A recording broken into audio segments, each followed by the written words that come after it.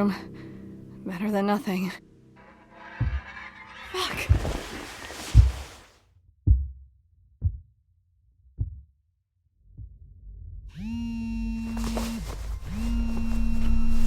Where are you? Are you close? I think I gave it the slip. I'm looking for you. Are you okay? I'm fine. Where are you? I'm not sure. I went down a few hallways. This place is massive, but I found a bedroom. Which bedroom? The third hallway on the left. 1, 2, 3, 4th from the end.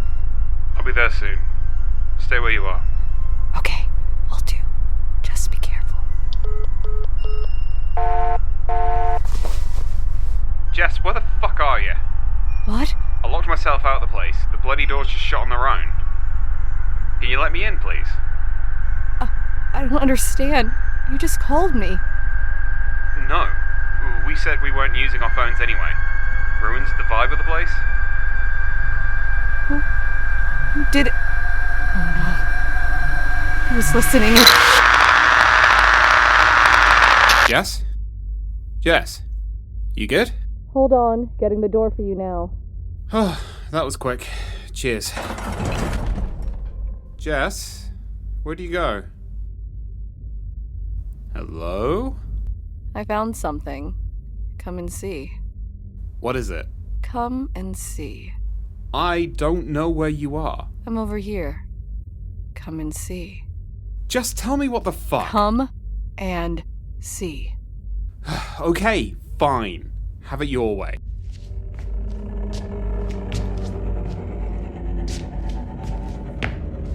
Alright, Jess. What was so important?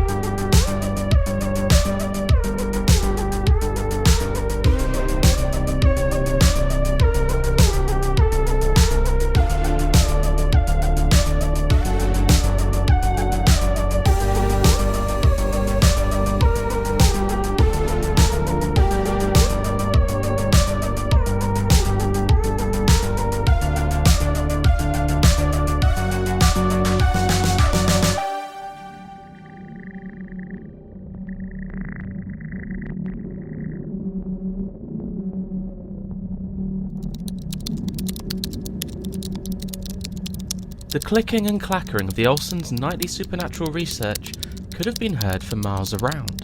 And this is the place. This is the place? This is the place. The place in question wasn't much at a first glance, or perhaps a second, or however many glances you took, with grey streets and greyer skies to complement them. Honey, I don't think I like the look of this. Do we have to go to Shorten? It's nice. As nice as a hemorrhoid, perhaps. Look at this. This is the local post office, right? Sure, the window's a bit busted, but it's no biggie. Babe, I'm talking about the obvious dried blood smear around the doorframe. Oh. And is that a guy dragging a body bag down to the lake? Probably just food wastage or something. I don't know. I don't even feel safe being here in Street View, Freya. It don't matter. Point is, we're not going to explore the county anyway. This isn't a holiday. This is serious business. You said that last time. Yeah, and? And it was a shambles last time. You need to be more aware and thoughtful of these things, sweetheart. You got baited by a shoddy-looking image of the first ever discovered slug man, and we went all the way to Nottingham just to find out it was some AI-generated bullshit. It was a convincing fake. The guy had 7 fingers on one hand in the photo. So, slugmen might have more fingers than normal, you know, because of their slugginess. Slugs don't have fingers at all! Whatever. You wouldn't see a guy with an extra finger in the street and blast him for being artificially generated, would you? What? You'd ask him questions, probe him, get the lowdown on his deal. No! I would leave him be! That's not what we do, though, Martha. We find mysteries, demons, little green ghouls, and we poke them with a stick. Martha leans deep into her chair, pondering, squeezing her chin. I don't know. My gut instinct isn't with this one. It's a big mansion for tourists. Some of them probably got a bit spooked and hopped on the first flight out, and now we're having to hear about it. We don't know that, hon. Could be exciting. Or even better, it could be dangerous. Fine, we'll do it, but if this one is a bust, you will be doing the laundry for, let's say, the rest of time. I accept. Really? Yep, that's how confident I am. Also, I already told the bastard who owns it that we'd be there tomorrow afternoon, so it works out nicely. God damn it. I'm gonna pack. Thank you, hon. For trusting me, and for letting me choose. It's okay. Sorry, I know I'm resistant to your ideas sometimes. I don't mean to be. Well, it's 'cause you're an old bitch. Love you. Love you too. Don't stay up too late now. Freya leaps out of her office chair and bumbles her way to the door. I'm sure we'll find something. Oh, we're not just gonna find something, my darling. We're gonna poke it with a stick.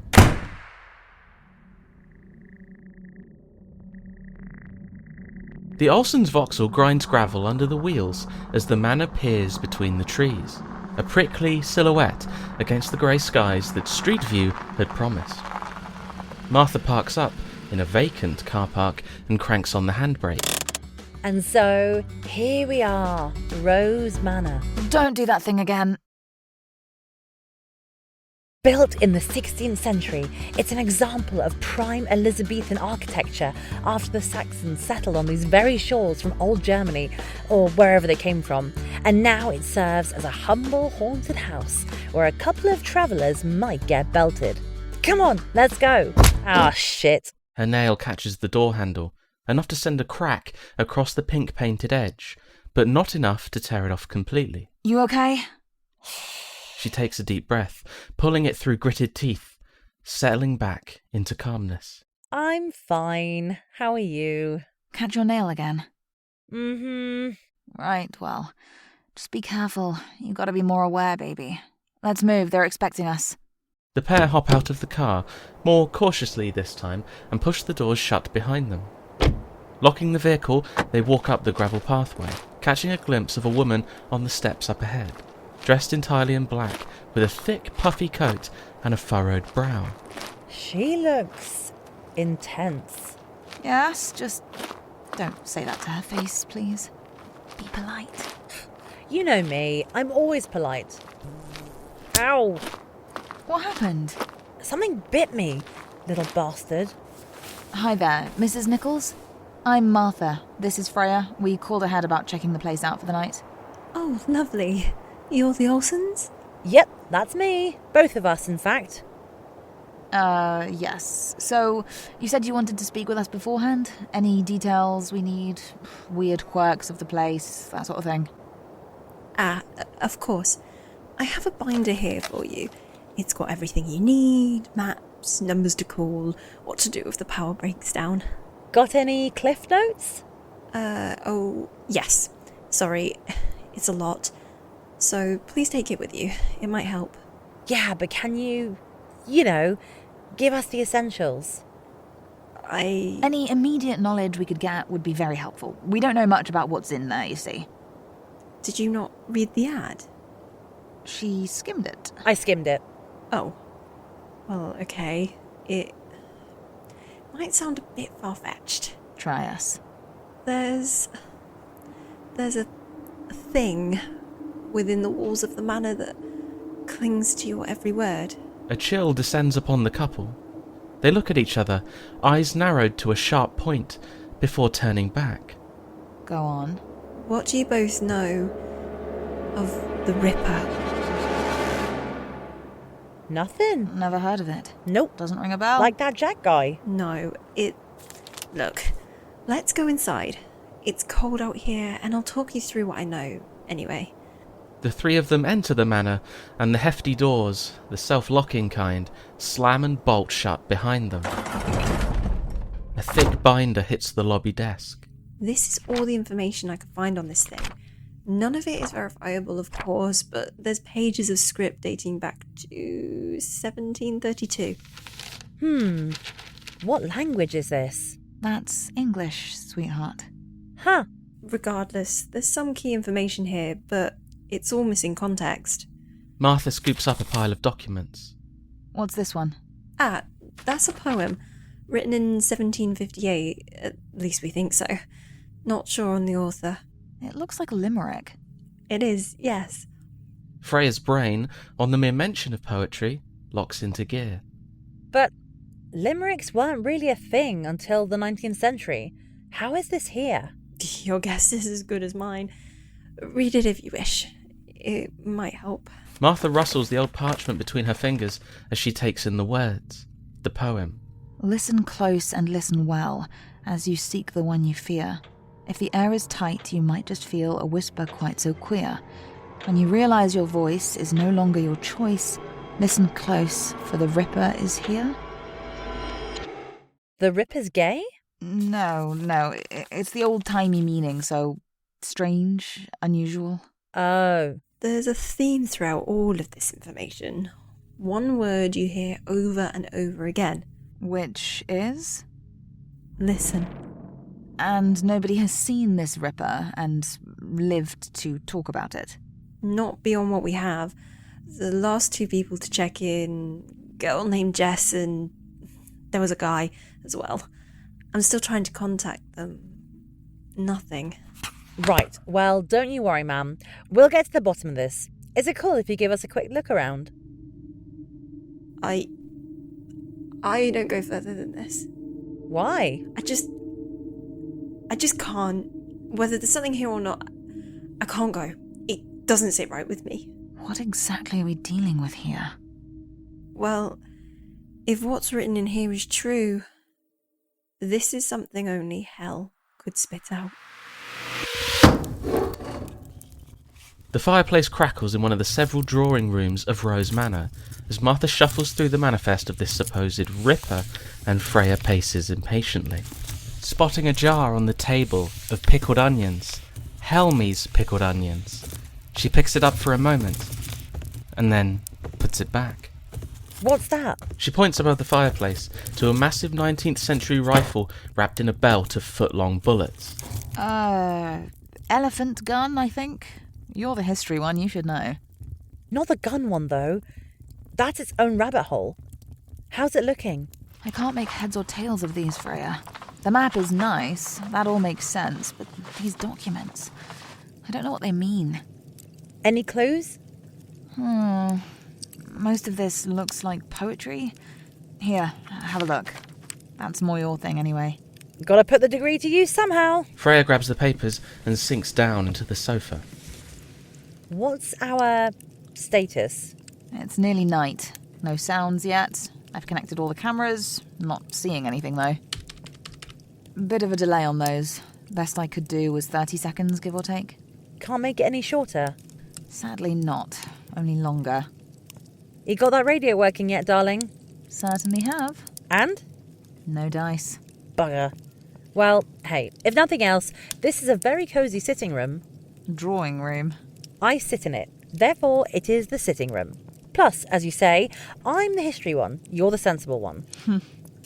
She continues to flick through the pages, scanning them in mere moments before jumping over to the next.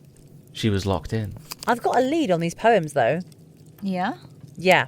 They're all stolen. What? Well, most of them anyway. They're poems I recognise, but they're different. The one you read earlier is new, but everything else, I know these. How so? Here comes the candle to light you to bed. Here comes the Ripper to rip off your head. Rip, rip, rip, rip, rip. Is that? Oranges and lemons, yeah. The original is like 400 years old, but apparently so is this. Huh. What are you thinking? Somebody's been messing with the classics, that's what. I mean, look at this. There are the lyrics to Enter Sandman, but they're all rippery. When did that come out? 1991. They're even more recent than that too. Like, pretty sure that this one is just Toxic by Britney Spears, but it's about listening close and having your face ripped off. It's all stolen shit. We're being messed with again, aren't we? Not necessarily. Freya. Look, if this is a scheme, this is a lot more effort than is usually put into something like this. That lady looked scared, like really actually scared. True. Never seen someone who's working us be so good at acting. The subtle creak of the floorboards upstairs alerts them both as their gazes snap to the ceiling. I'll check the cameras. Martha grabs her laptop from the coffee table and pops it open, clicking through to the camera feeds. Anything? Camera 4 is down. Which one's that again? Eastern hallway, upstairs. Broken? Don't think so. Looks like it fell over. Buggered up the tripod again, did you? Maybe. Well, you better go stand it back up then. Off you pop. Yes, and you're coming with me.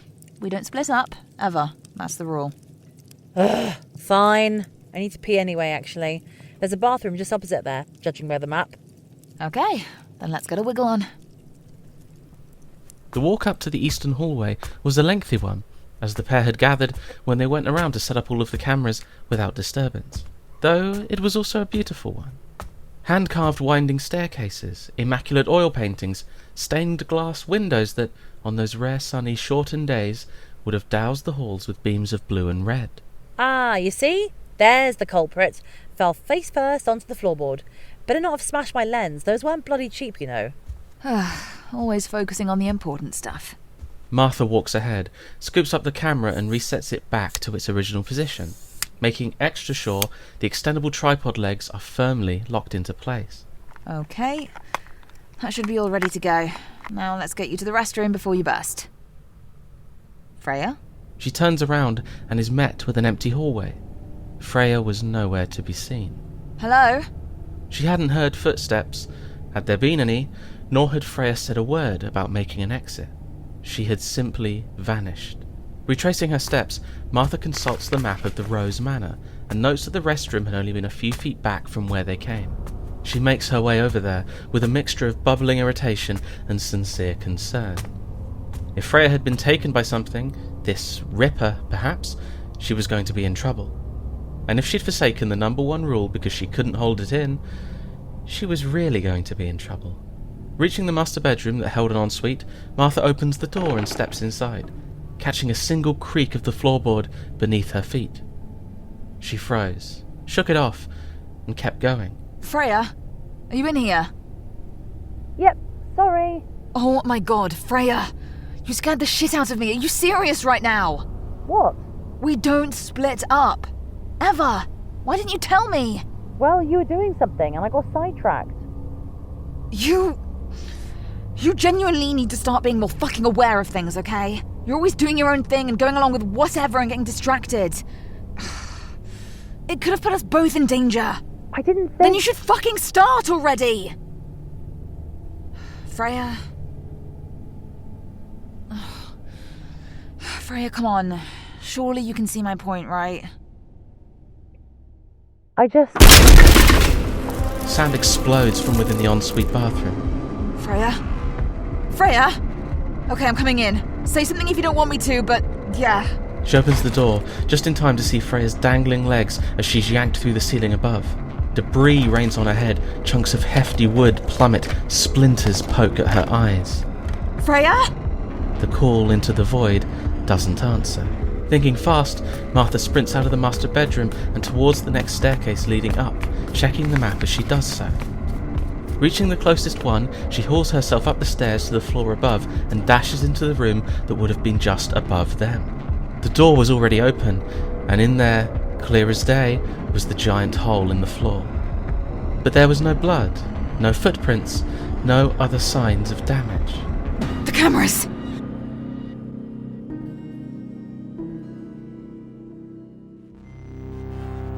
Back in the drawing room, Martha opens her laptop and scrolls through the various screens.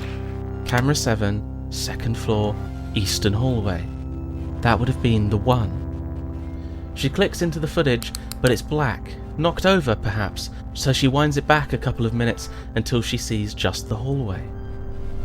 Nothing. At least, nothing immediately visible. She lets the footage play, in silence, for there was nothing to hear. She peers in closer, eyes merely an inch from the screen, watching, waiting. The camera tumbles to the ground in an instant. So she backs up, just a bit, frame by frame to the moment the camera fell, when she sees it. A single strand of blood red enters frame right. She pauses, taking it in. Who the fuck are you? The single red strand didn't give much away, and judging by the camera dropping just a couple of frames after, it was by design. Martha still had another trick up her sleeve, her walkie-talkie. They both had one, or at least they were supposed to. There was only one way to know for sure. Freya, can you hear me? Hello? Mm-hmm. Oh, thank God. You okay? I'm fine. How are you? Where are you? What happened? Do you know? Not necessarily. Well, did you check the map? I skimmed it. What happened to you? What's going on? Something bit me, little bastard. What? Oh. Can you not speak freely right now? Are you being threatened? Yep, that's me. Okay. Just hold on a moment. I'm going to find you, okay? Freya? Okay, it's gone. I think I'm at the second floor, third hallway on the left. 1, 2, 3, fourth from the end. I'm on my way. Sit tight. I'll be right there. The trip back up to the second floor was a lot more cautious this time around. Expedient, yes, but with the added context of there being something lurking in the dark. With the sun having long since fled, there was a lot of dark to contend with. Freya had got away, at least for now, which is all Martha cared about. But getting her back, and safe, mattered the most. Okay. Freya, I'm here. Where are you? She flicks on the light. Freya? She notices the massive bed in the centre of the room and crouches down to peek under it. Shit. Are you in here? Are you okay? The walkie-talkie kicks back into gear. I'm fine. How are you? What? I'm fine. How are you? Why do you keep saying that? I'm fine. How are you? Oh. Oh no. I'm fine. How are you? You're not Freya. Mm-hmm. Know where else I am, darling? On my way to you. Footsteps charge down the hallway outside, slapping hard against the laminate floorboards. Martha's view snaps around the room. It knew she was in there. It led her there. With only time for one snap decision, she looks under the bed again, shakes her head, thinking better of it, and dashes into the giant cupboard opposite. Closing the doors gently, carefully, the bedroom door explodes into the room. She couldn't see a thing, dare even peek. She could only hear it. Hello, darling. Where are ya? Martha knew that this wasn't Freya anymore. It was a mimic. It was a copycat. It was the one who listened. Martha, it's me. I was so scared before that thing took me. You shouted at me. You made me so afraid. Come on out, Martha. You can make it up to me. Burying the building outburst deep in her stomach and feeling something hefty and wooden at her feet, she let the creature have its fun. I died, you know. I died alone and afraid. I died screaming your name. Do you want to hear what it sounded like? But then it pushed too hard. Martha storms out of the cupboard, wielding the cricket bat stashed at her feet, and strikes the first thing she sees. It was all a blur, with the red mass passing by in a blink as it stumbles, and she let the momentum carry her out of the room. Oh, fuck! Something sharp splits the back of her leg, and she falls to the ground hard, looking over her shoulder. Sharp, slender fingers slip around the doorframe. They tap, rhythmically, before what they were attached to steps into view. A giant, 10 foot tall at least, with blood-red muscles stretched across its genderless, slender frame, and eyes like fireballs, with a mouth sewn shut. This was the Ripper. Oh, shit. Hello, Martha. I know you. Of course, I know everything that she knows. How much you hate her deep down. How much you wish you had anyone else. That's not true. But she thinks it is. Thanks? You're a copycat, a mimic. If you're pulling her voice and her memories, you must need a live feed. How do you handle that? The feed is not live. It's breath on a mirror. The echoes of a woman long dead. I don't believe you. I didn't think you would. But me, I've tricked friends into killing each other. I've lured in mothers with the screams of their dead children. So I ask you again, do you want to hear what it sounded like? Martha bolts up and out of the hallway, blood sluicing down her leg, the voice of the creature calling from atop the stairs. Let's make this quick, darling. You can't hide from me. Reaching the bottom floor, she runs back into the drawing room, catching a glimpse of her encounter with the Ripper on her laptop, courtesy of the delay, and keeps running until she makes it outside. Unbolting the door, she opens it, and as she went to step outside and let it slam shut behind her, she stops. Copycat. She rolled the word around in her head. She had a choice to make. Leave and allow the doors to lock that creature inside with Freya forever, whether she was alive or dead, never knowing for sure which was the truth. She casts her gaze back to the car park, and the thought of getting back in and driving home crossed her mind for a moment. But then so did the fact that Freya wouldn't be there. Fuck it. Time to poke it with a stick. She made her choice.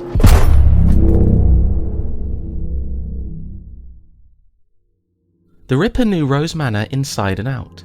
Every hallway, every creaky floorboard, every speckle of elegant dust. That, and the handy security system that Olsson had set up, would make finding Martha a breeze. Martha, darling, are you there? The walkie-talkie fizzles and crackles, with no reply. You're a sneaky one, you know, but... The laptop's camera feed catches the Ripper's eye. Not that sneaky, The Ripper was all the way over by the western balcony in a flash, but the woman was nowhere to be seen. Martha, are you here? Martha? The Ripper scrapes its claws across the stone wall. Don't be angry with me, Martha.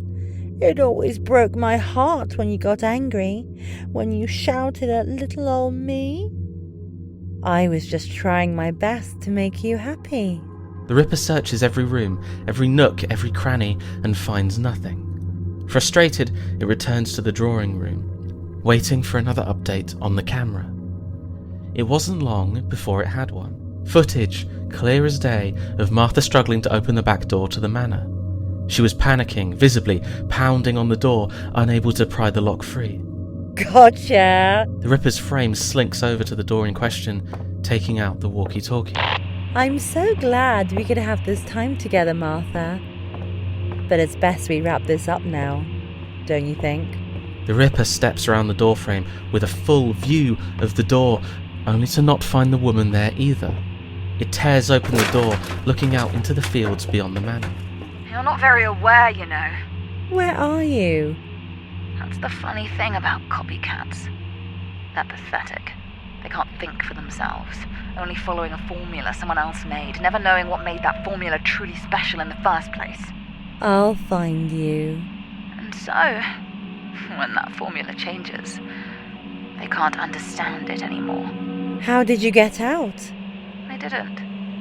I just changed the delay a bit, amped it up somewhat. And you really should have been paying attention to this one. A foot-long round from the elephant gun splits the Ripper in half, with the torso slapping against the door and landing in a puddle of its own blood. Martha, stood behind the burst remains of the creature, reloads her rifle. Where is she? You'll never find her. Ah, perfect. So she is alive. Thank you very much. Wait! The Ripper's head pops open like a pumpkin, and Martha had a strong inkling of where Freya may be. For that, she needed to head down. Something jolts the woman awake in the basement of the manor. Last thing she remembered was, well, taking a piss before something burst through the ceiling. After that, it was a darkness so thick it almost drowned her, until something changed, snapped into place. For a moment, she wished it hadn't, as the corpses strung up by their organs pitter-pattered blood into the concrete. Freya! Freya, are you down here? Yes. Yes, I'm here. The beam of a flashlight strikes her vision, and before she knew it, the arms of the woman she loved were wrapped around her. I'm so sorry. I'm so sorry for everything. It's okay. It's not. And I'll make things right, okay? Listen, the apology is great, but we should get the fuck out of here first, yeah? Yes, absolutely. Let's move. The Olsons stood out front of the manor. Martha took her wife in her arms again and squeezed her tight. What happened in there? That thing. The Ripper. It took you. Oh shit. That thing was real? Very real. What happened to it? I tore it in half with the rifle and then blew its head off, basically. Damn. Yeah, I thought you were dead. Can't believe I missed it all. My own death, even. I'm sorry. For what? I'm sorry for yelling. I'm sorry for scaring you. That thing. It told me how afraid I make you when I'm cross, and I can't apologize enough for doing that to you. You don't need to apologize, honey. Whatever that thing said, it's bullshit. You've never scared me. You've never made me feel bad. It's just... sometimes it hurts when you say I don't care, or that I'm naive or never present enough. That's all. I'll do better, okay? I promise. I know you will. Sincerely, it's hard for me, I guess.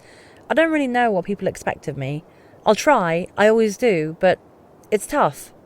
Of course, I understand, but if I ever make you feel bad about it, that's on me. That's my fault. I'll be better about it, and maybe we'll pick a safer case next time. Deal? Sounds good to me.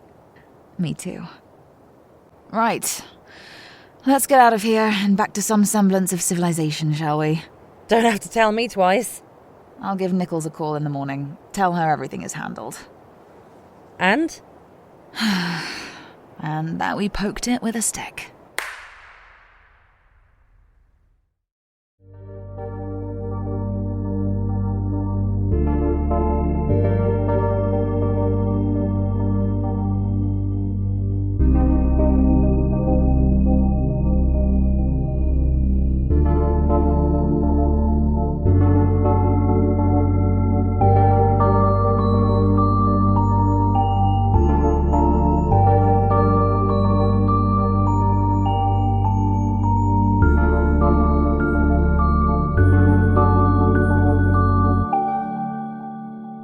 Echoes in a Jar is powered by Patreon. Thank you to all of the current supporters of the show. Supporters are Hamrick and Matthew Siadak, and associate producer Sean Holden. If you too would like to support the show, swing on by patreon.com/echoesinajar, and you too could get your name credited at the end of every episode. Thank you so much for listening, and always read the label.